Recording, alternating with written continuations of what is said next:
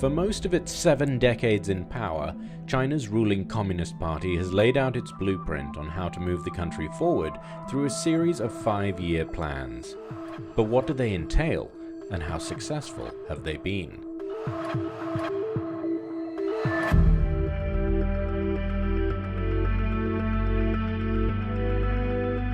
These plans are the backbone of China's development strategy.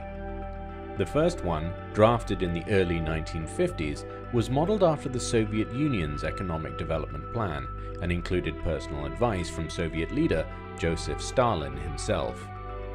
At the time, the Communist Party had been in power for only a few years, and China was just emerging from the Korean War. With Soviet expertise and investment, the party made increasing China's industrial capacity its main priority under its first 5-year plan. Between 1953 and 1957, China embarked on nearly 700 industrial projects. It launched the first Chinese-made car, the nation's first homemade fighter jet, and completed a monumental engineering project, the double-decker Wuhan-Yangtze Great Bridge.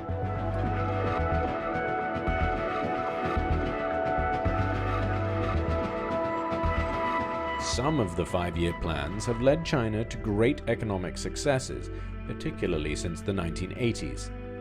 A focus on rural and economic reforms improved the lives of millions of Chinese citizens and saw China's economy evolve from being entirely planned to one driven largely by the market.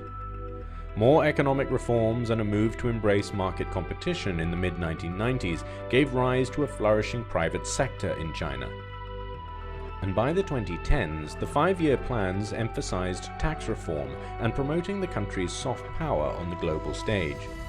Most recently, that's involved trying to move China's economy towards being driven by innovation and technology.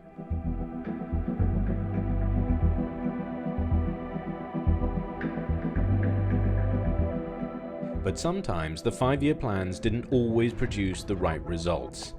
China's leaders were so focused on industrialization in their first 5-year plan that agricultural production was not able to keep up with industrial output. Chinese leader Mao Zedong's Great Leap Forward, launched in 1958, saw millions of farmers move into factories. That shift, coupled with natural disasters and officials who vastly overstated how much grain was available, resulted in the Great Famine, a period where tens of millions of people starved to death. At the same time, China's relations with the Soviet Union soured. Soviet leader Nikita Khrushchev stopped all economic agreements with China.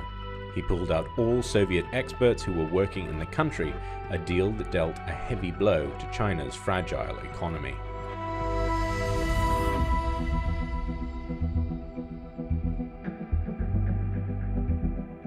By the mid-1960s, the Communist Party had to reassess its priorities, from rapidly developing the economy to feeding, clothing, and housing its citizens. That 5-year plan also set out goals for diversifying the military and moving heavy industries into China's inland provinces, but it was thrown off by the decade-long Cultural Revolution. In the 1980s, China's transition from a planned economy to a market-based one caused internal strife. The economy overheated, and citizens became frustrated about inflation and growing corruption. Those issues were among the grievances raised during the mass protests in Tiananmen Square in 1989, which came to a head in the June 4th government crackdown on demonstrators.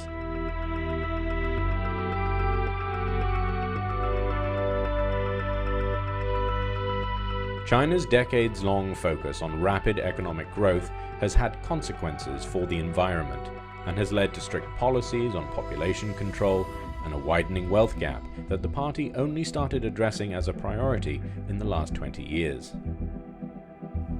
China hasn't consistently followed 5-year plans since the first one was introduced in 1953.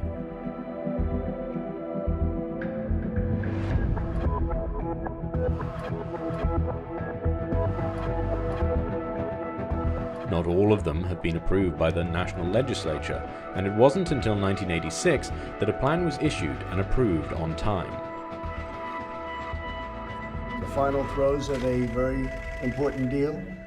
Former US President Donald Trump made it tricky for China's leaders to follow their plan for 2016 to 2020, after his accusations of unfair commercial practices and intellectual property theft sparked the US-China trade war. The COVID-19 pandemic also delivered supply and demand shocks to the world economy. Those are factors that today's Communist Party leaders are taking into consideration for their next 5-year plan. But if history serves as an example, the goals they will put forward will be tailored to the times and aimed at improving the lives of Chinese citizens, maintaining stability, and keeping the party in power.